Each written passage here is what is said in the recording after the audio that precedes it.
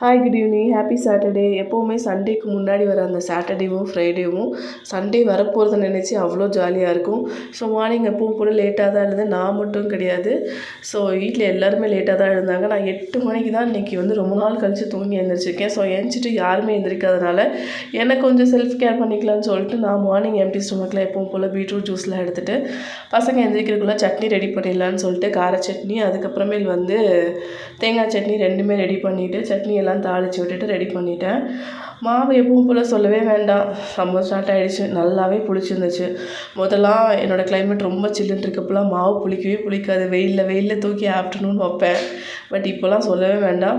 அதுவே கிட்டத்தட்ட ஒரு 8 மணி நேரத்தில் புளிக்க வேண்டிய மாவு 6 மணி நேரத்துலேயே புளிச்சிருது. ஸோ அதுக்கப்புறம் பசங்களுக்கு இட்லிலாம் ஊற்றி கொடுத்துட்டு, எப்போவுமே இட்லி ஊற்றும்போது என்ன தெரியுமா சொல்லுவாங்க, தோசை ஊற்றுங்கன்னு சொல்லிட்டே இருப்பாங்க. தோசை ஊற்ற சொல்லும் போதெல்லாம் அந்த அயன் பேனை என்னால் தூக்கவே முடியல, கழுவவே முடியல. ப்ளீஸ்ப்பா இட்லி சாப்பிட்டுக்கோங்கப்பான்னு சொல்லி சமாதானம் பண்ணி கொடுத்துருவேன். இப்போ அந்த தோசை கல் வாங்கினது போதும், காலையிலே தோசை ஊற்றுங்கன்னு சொன்னாங்க. ஸோ இட்லி வேஸ்ட்டாக போயிடக்கூடாது இல்லையா? ஸோ எல்லாேருக்கும் 2 இட்லி, ஒரு தோசை மட்டும் ஊற்றி கொடுத்துட்டு, அந்த கார சட்னியும் தேங்காய் சட்னியும் அவங்களுக்கு ரொம்ப பிடிக்கும். ஸோ மார்னிங் பிரேக்ஃபாஸ்ட் எங்களுக்கு இப்படி தான் போச்சு. பட் ஆனால் 9:30 ஆகிடுச்சு இந்த பிரேக்ஃபாஸ்ட்டை சாப்பிட்றதுக்கே.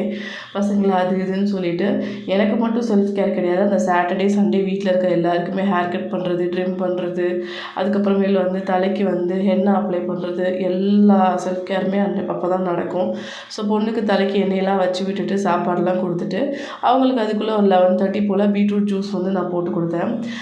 கேரட் ஜூஸ் டெய்லி மார்னிங் அவங்க இப்போ கண்டினியூஸாக எடுத்துக்கிறாங்க.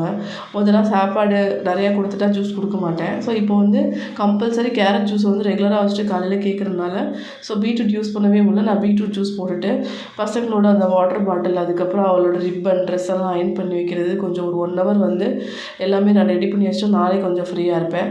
ஸோ ஆஃப்டர்நூன் லஞ்சுக்கு எப்பவும் போல் நான்வெஜ் தான். சிக்கன் 1 kg கிட்ட வாங்கிட்டு வந்திருந்தாங்க.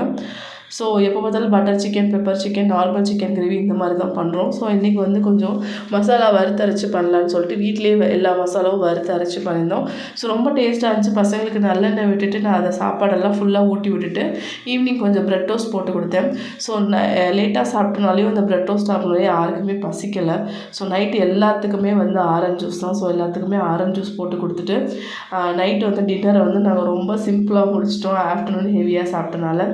ஸோ என்னோடய வீடியோ பிடிச்சிருந்தா லைக் பண்ணுங்கள், ஷேர் பண்ணுங்கள், சப்ஸ்கிரைப் பண்ணுங்கள். உங்களோட டே எப்படி போச்சுன்னு சொல்லி எனக்கு கமெண்ட் பண்ணுங்கள். ஆனால் நைட் டின்னர் நம்ம சீக்கிரம் முடிக்க போகிறது எவ்வளோ ஹாப்பியாக இருக்கும் தெரியுமா? சீக்கிரமாகவே ஜூஸ் தானே இந்த போட்டு தரேன்னு சொல்லிட்டு வேகமாக போட்டு முடிச்சுட்டு செம்ம சூப்பராக இன்றைக்கி தான் சீக்கிரமாக டின்னரை முடிச்சிருக்கேன் நான். ஸோ ஜூஸ் எல்லாம் கொடுத்து படிச்சுட்டு முடிஞ்சு நம்ம மறுபடியும் அகெயின் நம்ம சண்டே விலாகில் பார்க்கலாம். ஸோ கண்டிப்பாக என்னோடய வீடியோ பார்க்குறவங்க எனக்கு சப்ஸ்கிரைப் பண்ணுங்கள், கமெண்ட் பண்ணுங்கள்.